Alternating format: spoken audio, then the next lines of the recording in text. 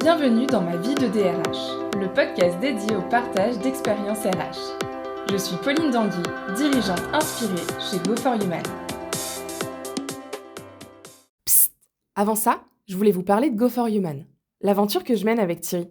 Parce que oui, on aide les entreprises à être plus authentiques, plus engagées et plus agiles. Mais comment, me direz-vous?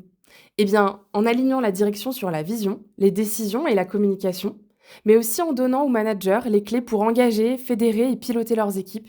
Et enfin, en aidant chaque équipe à mieux collaborer et mieux communiquer. Le tout grâce à des séminaires team building, du coaching, de la formation, du co-développement et du conseil RH.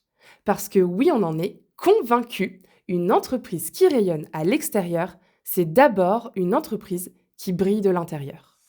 Et maintenant, place à l'épisode du jour. Bonjour à tous et bienvenue dans ma vie de DRH. Aujourd'hui, j'accueille Johanna Cavallaro, qui est DRH chez Solaris Gestion et qui va nous parler du sujet suivant, être DRH de PME en hypercroissance, c'est quoi? Très grande question. Je ne vais pas donner les réponses parce que c'est bien évidemment Johanna qui va les apporter aujourd'hui, mais sans plus attendre, bienvenue à Johanna, je te laisse te présenter. Oui, bonjour Pauline, merci de m'inviter sur ce podcast. Donc, je suis Johanna Cavallaro, je suis DRH depuis presque 3 ans au sein de la société Solaris Gestion, qui est effectivement une PME qui a aujourd'hui 8 ans, spécialisée dans l'immobilier d'entreprise et qui vit effectivement une réelle transfo et qui est en hyper croissance. Donc, le sujet tombe à pic. Et rapidement, peut-être pour pouvoir comprendre un peu ton bagage professionnel, d'où tu viens, c'est quoi un petit peu ton parcours pour en être arrivé aujourd'hui DRH de Solaris Gestion? Alors moi, aujourd'hui, j'ai presque 20 ans d'expérience professionnelle.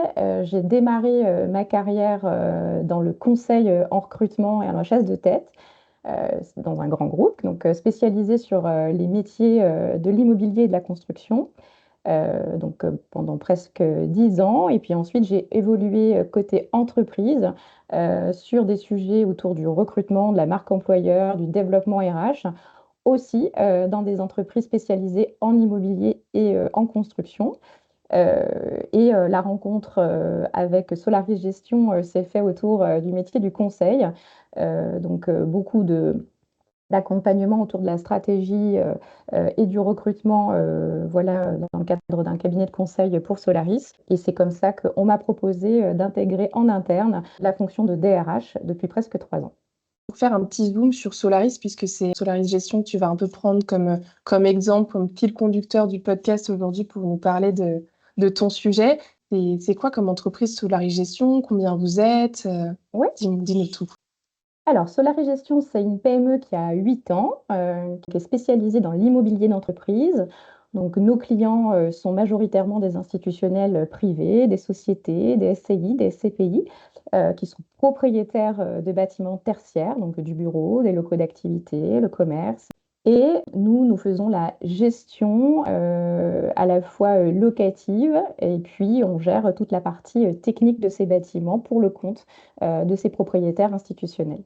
On est aujourd'hui presque 100 collaborateurs. On est répartis partout en France, donc majoritairement dans les grandes villes. Et puis, on se développe majoritairement sur Paris-Île-de-France actuellement. Et on connaît beaucoup d'hypercroissance liée aussi à une activité de grands utilisateurs.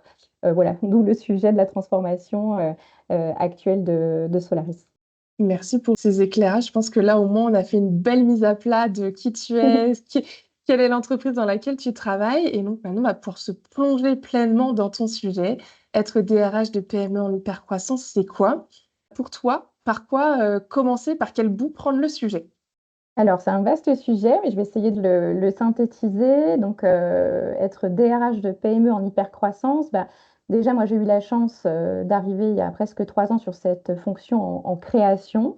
Et je pense il faut sincèrement avoir une vraie âme d'entrepreneur, en tout cas pour travailler sur ces sujets-là en PME, parce qu'on est à la fois un peu architecte, hein, on construit, on incarne, on transforme aussi voilà, tous les sujets RH de l'entreprise. On est aussi coach hein, auprès de toutes les équipes, des managers. Et puis, un sujet aussi extrêmement important, on est vraiment partenaire, je suis partenaire du dirigeant, du président et également du directeur général au quotidien qui permet d'avoir une vision commune sur la transformation de la politique sociale de l'entreprise.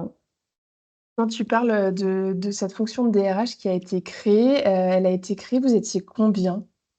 On n'était même pas 50 collaborateurs, donc c'était vraiment inscrit pour le président dans sa vision et dans son plan stratégique à l'époque 2025. Donc c'est quelqu'un qui est assez visionnaire, puisque pour lui, c'était une évidence de créer cette fonction, enfin cette direction RH. Il ne voit pas les ressources humaines comme un centre de coût, hein. Aujourd'hui, il sait que pour développer l'entreprise, il y avait cette nécessité d'internaliser cette fonction.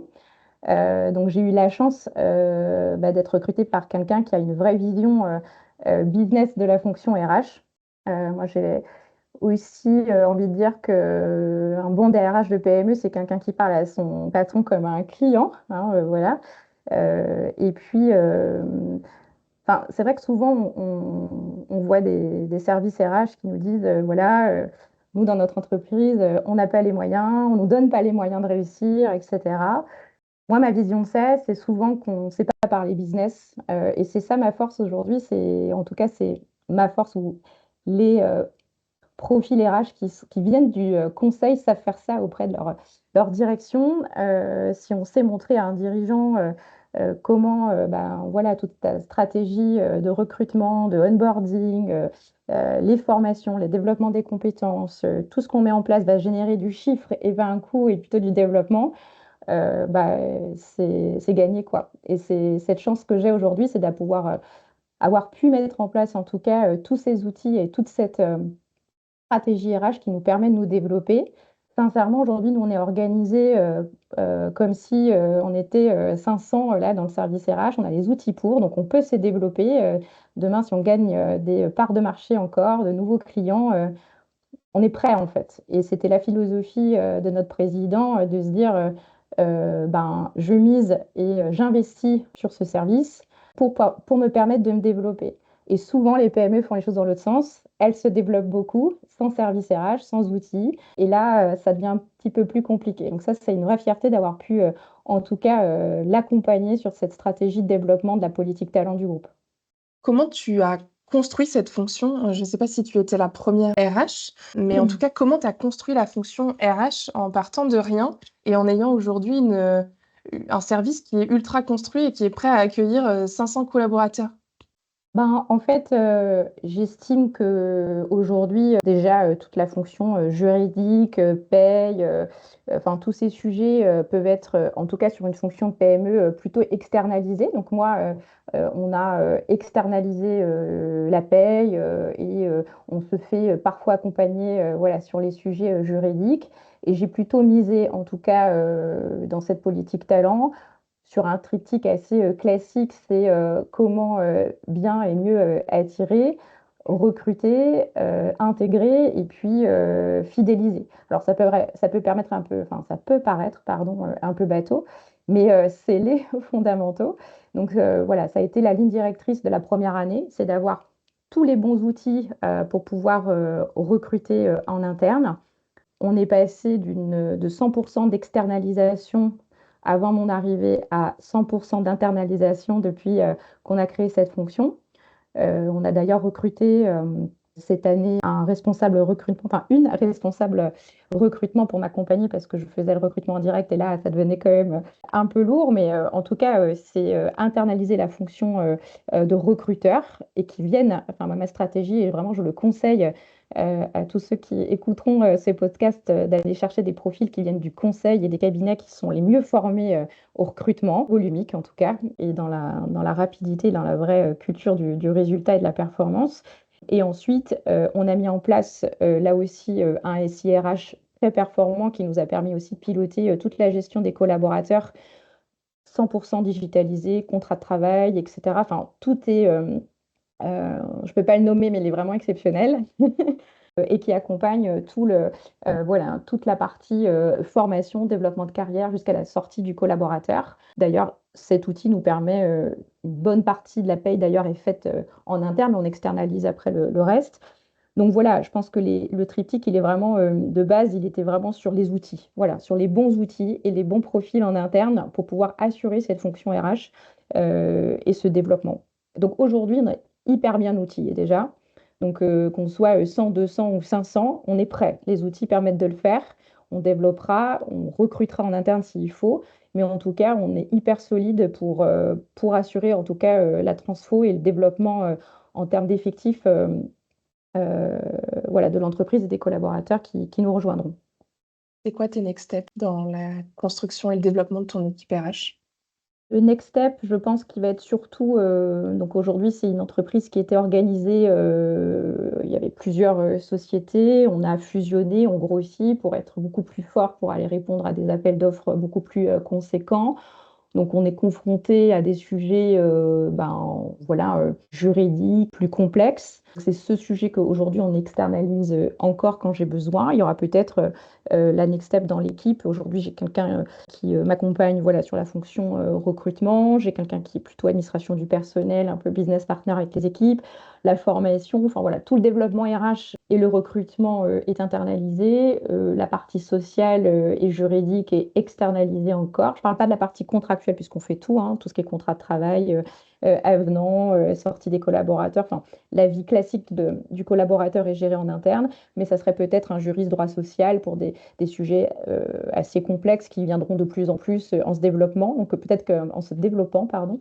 Donc c'est peut-être ça le next step, c'est internaliser la fonction droit social, ouais. Et on serait plutôt pas mal là.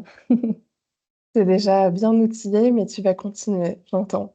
Et je reviens sur un point que tu as très très rapidement évoqué tout à l'heure, qui est la relation que tu as avec ton président. Mm. Mais dans votre structure, si j'ai bien compris, il y a le président et il y a un directeur général. Et tu me parlais un petit peu en off de ce sujet du binôme entre la DRH, qui est toi, et le DG, et qui semblait clé. Pourquoi? Bah, le binôme DG-DRH, pour moi, c'est un vrai levier stratégique, un levier de performance du développement d'une entreprise.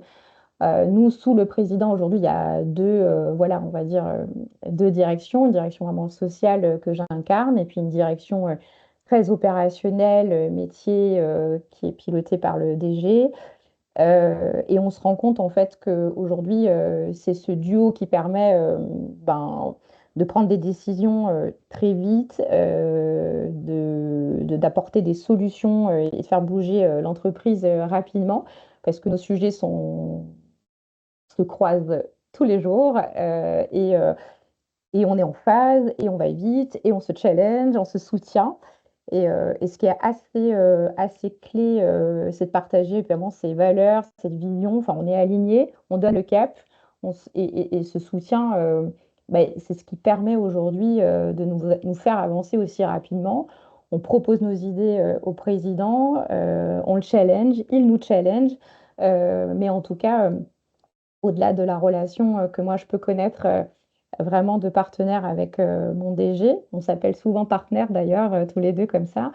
Mais je crois vraiment profondément que la fonction de DRH et la fonction de DG, quelle qu'elle soit d'ailleurs, on parle de PME, mais je crois que même dans un grand groupe, c'est clé. Si vous n'êtes pas aligné dans les valeurs, si vous n'avez pas la même vision, si chacun a un ego pas au bon endroit, ça marche pas en fait. Et nous, la réussite et le développement de Solaris qui se fait aussi vite, c'est que on est en phase tout le temps. On n'a jamais eu des points aujourd'hui de discorde. En revanche, on est très complémentaires. On n'a pas les mêmes personnalités, on n'a pas les mêmes compétences.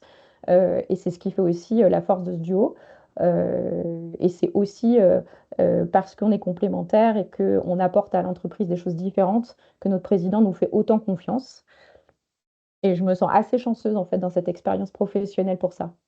Je pense à tous ces DRH qui n'ont pas forcément une relation aussi géniale que celle que tu décris. Or, ça semble clé d'avoir ce binôme qui se crée et qui est plutôt efficient et agréable, tout en étant agréable. Quel conseil tu pourrais donner aux DRH qui nous écoutent pour aller développer ce binôme? mieux se connaître. Je pense qu'en fait, toutes les relations professionnelles manquent parfois de communication. Donc, je pense que la communication, déjà, elle est clé. Alors, évidemment, ça peut paraître un peu bateau ce que je suis en train de dire, mais pas tout à fait.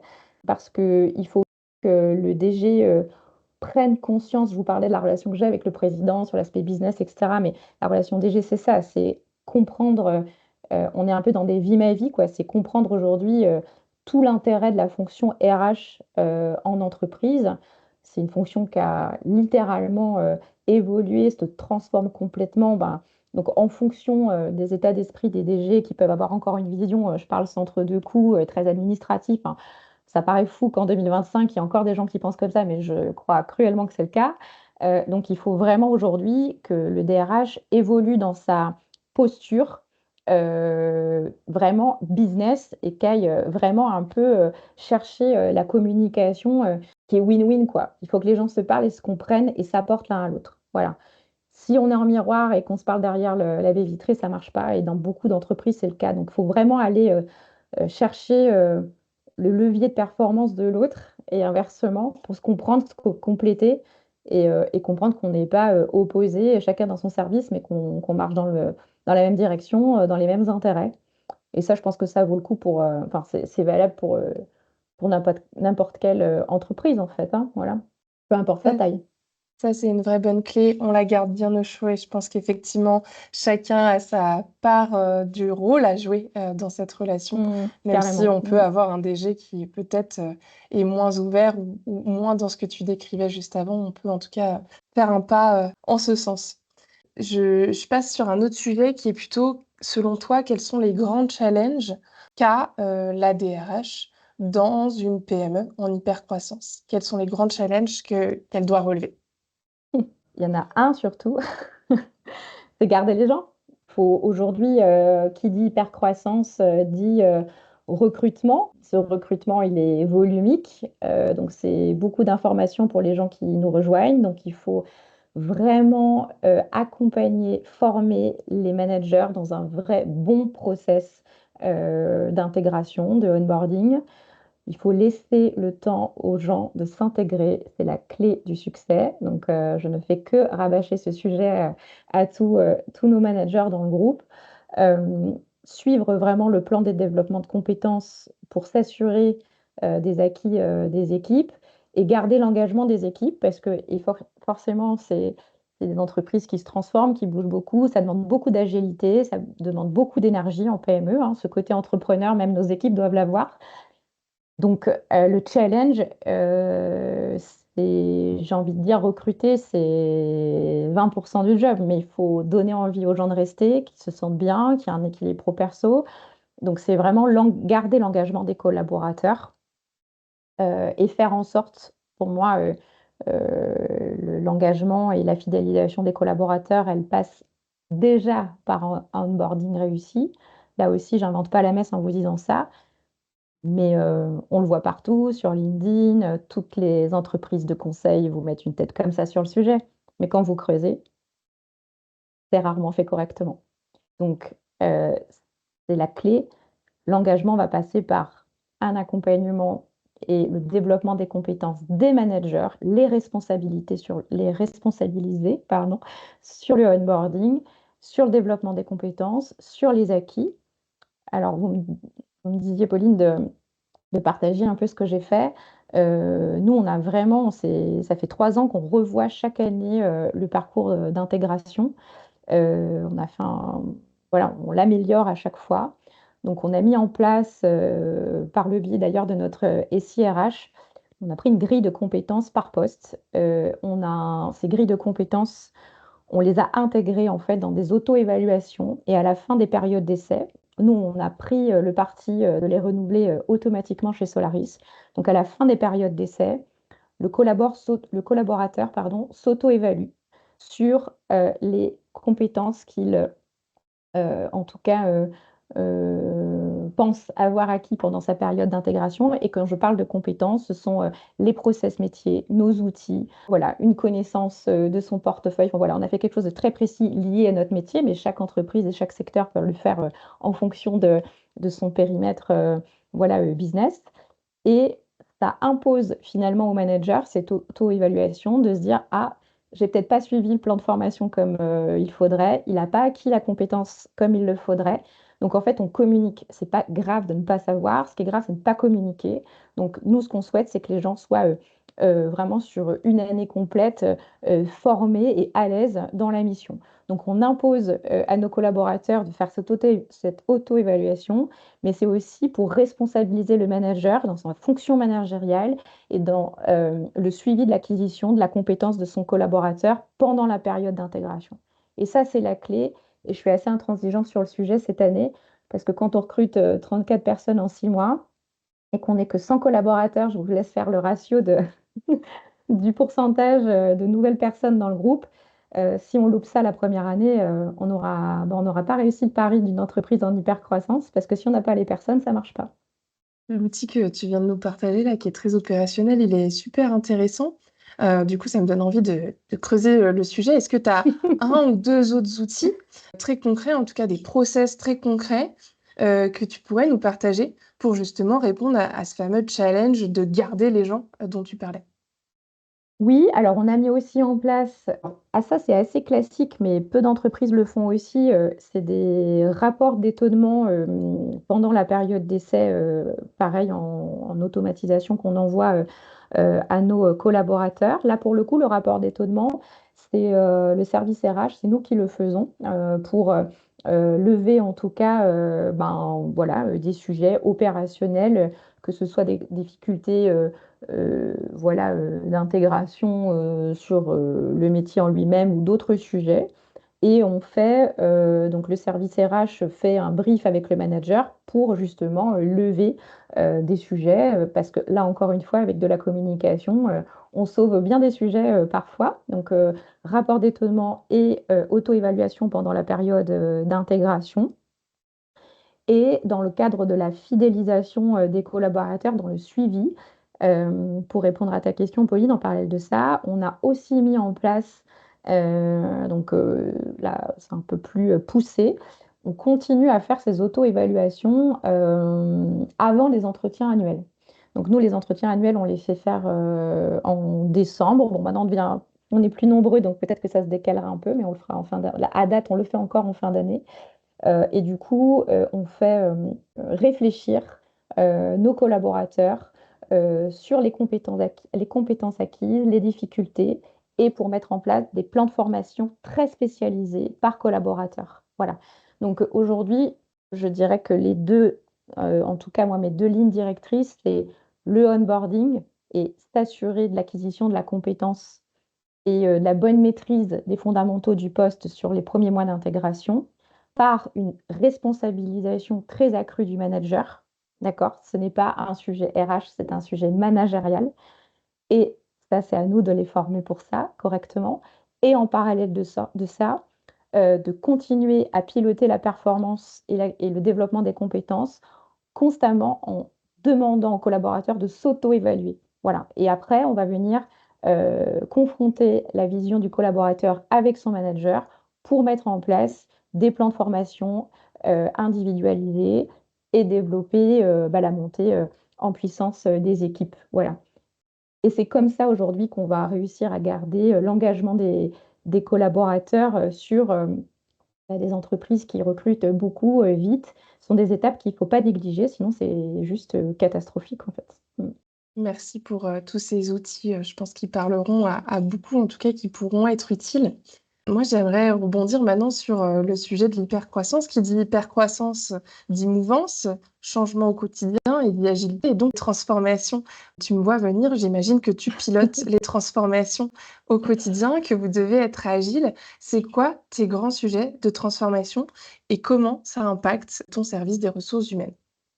C'est une très bonne question. Donc oui, aujourd'hui, le DRH pilote en binôme avec toujours cette relation DRH-DG, mais donc en tout cas les grandes transfos de l'entreprise. Alors le sujet, il est très simple. Nous, on fait de l'immobilier d'entreprise. Donc on est une société de ce qu'on appelle de property management. C'est un métier qui est une évolution constante avec des compétences de plus en plus spécifiques, de plus en plus pointues, qui demandent finalement à nos équipes de progresser constamment. En toute transparence, c'est pas les diplômes ou les écoles qui aujourd'hui forment nos collaborateurs à cette transformation. Donc, c'est vraiment une responsabilité de l'entreprise d'accompagner le développement des équipes sur les transformations des métiers. Donc ça, il faut en avoir conscience. Donc le premier sujet, c'est comment accompagner cette transfo par, encore une fois, mon sujet de développement des compétences, mais c'est sensibiliser et accompagner les collaborateurs dans les attentes du client qui sont de plus en plus complexes. Donc piloter la transfo, c'est piloter le développement des compétences dans une transformation métier. Et c'est repenser les organisations. C'est qu'effectivement, aujourd'hui, le poste de property manager il y a 3 ans, aujourd'hui, il ne peut plus fonctionner par rapport aux attentes qu'ont nos clients ou l'attente globale du métier. Donc, on travaille aujourd'hui en binôme et avec tous nos managers sur l'efficience et l'efficacité du poste. Donc, ça nécessite de penser toutes les réorganisations, de recruter de nouveaux profils, de nouvelles compétences qu'on va chercher aussi. Ça nécessite de beaucoup communiquer en interne. Hein. N'importe quelle conduite du changement passe par une bonne communication. Donc, on communique voilà, sur ces transformations. Jamais assez, je crois. J'ai fait un atelier récemment sur justement la conduite du changement. On croit toujours qu'on communique bien, mais je crois qu'on communique jamais assez. Donc ça, c'est vraiment aussi un message que je passe. Ce qui paraît évident pour la direction ou pour les managers, ça ne l'est pas toujours pour les équipes. Donc il faut vraiment apporter du sens, donner de la vision, communiquer, communiquer, communiquer dans les transformations et rassurer aussi. Ça, c'est le rôle, en tout cas, d'une fonction sociale et une fonction de DRH. Il ne faut pas forcément être dans une conduite du changement théorique. Il faut que ça soit du concret, de l'adaptation. Donc nous, c'est vraiment la transformation du métier et qui passe aussi par une transformation de tous nos outils. Donc là, on fait une migration, bon, je prends cet exemple, mais on est en pleine migration de notre logiciel métier hein, qui va nécessiter beaucoup, beaucoup, beaucoup de formation, beaucoup d'adaptation, beaucoup de questionnement. Donc ça, on le pilote, on rassure, on accompagne. Voilà, les grands groupes connaissent ça, les PME un peu moins. Donc là, on est en plein dedans. Mais ça nécessite beaucoup de communication et de rassurer et de former, de former, de former. Et puis, il ne faut pas avoir peur aussi. Aujourd'hui, toutes les PME n'ont pas toujours le temps ni les moyens financiers de ce que je le comprends parfaitement d'avoir des plans de formation suffisamment poussés pour accueillir ces transformations. Donc ça, sa politique talent, si on ne peut pas l'avoir sur ce sujet de développement de compétences, il faut aller chercher les profils qui vont faire rentrer la compétence dans l'entreprise. Donc c'est des choix, c'est des stratégies. On parlait tout à l'heure aussi de la vision très business qu'a le président chez Solaris de la fonction RH. Nous, aujourd'hui, on a des coûts, en tout cas, un budget de formation qui est assez important. Donc, je parle de formation externe à l'échelle d'une PME comme la nôtre. Pour avoir travaillé dans des très grands groupes dans le passé, on n'avait pas ces budgets-là. Et pourtant, c'était des très grosses structures. Donc, ça aussi, c'est une chance de pouvoir avoir ces budgets pour développer les compétences de nos collaborateurs. Mais si aujourd'hui l'entreprise ne peut pas le faire, ce que je peux parfaitement comprendre en fonction des tailles d'entreprise, c'est aller diversifier les compétences et les personnes qu'on fait rentrer dans l'entreprise pour la développer différemment. Merci Johanna pour toutes ces explications. Tu nous as dépeint un tableau super clair, je pense qu'il nous outille. Enfin, moi, quand je t'écoute, je trouve que ça outille vraiment. On en arrive déjà à la fin de cet échange, mais j'aimerais quand même te poser cette fameuse question que je pose à tous les DRH avant de les quitter, parce que j'adore, les réponses sont toujours tellement inspirantes. Donc, je suis sûre que tu vas nous inspirer aussi, Johanna.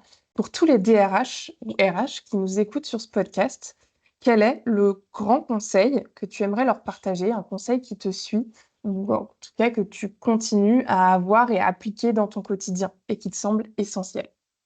Je crois qu'il faut rester fidèle à ses convictions, il faut rester fidèle à ses valeurs, trouver le juste équilibre, mais je pense que pour durer sur cette fonction où parfois on est un peu seul aussi, hein, c'est pas toujours simple d'incarner cette mission où on est parfois entre l'opérationnalité, une fonction de direction, donc c'est doux équilibre à trouver. Mais moi, le conseil, en tout cas, c'est rester fidèle à ses convictions, à ses valeurs et à ce qui nous anime. Faut pas changer le cap, faut rester qui on est depuis le départ. Donc, si on reste authentique, les collaborateurs vous suivront, la direction vous suivra. Donc, ouais, rester fidèle à ses convictions et à qui on est.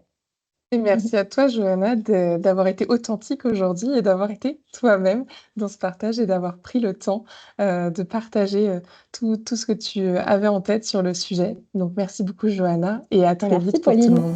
Merci. J'espère que cet épisode vous a plu.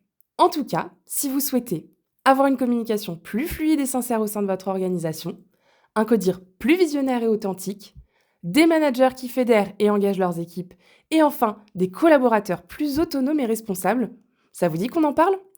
Je vous ai mis notre numéro de téléphone dans la description de ce podcast et je serai ravie de vous avoir au bout du fil. Et voilà, cet épisode est terminé. Merci de nous avoir écoutés et si ce podcast vous a plu, n'hésitez surtout pas à le partager autour de vous. À très vite pour un prochain épisode de Ma vie de DRH.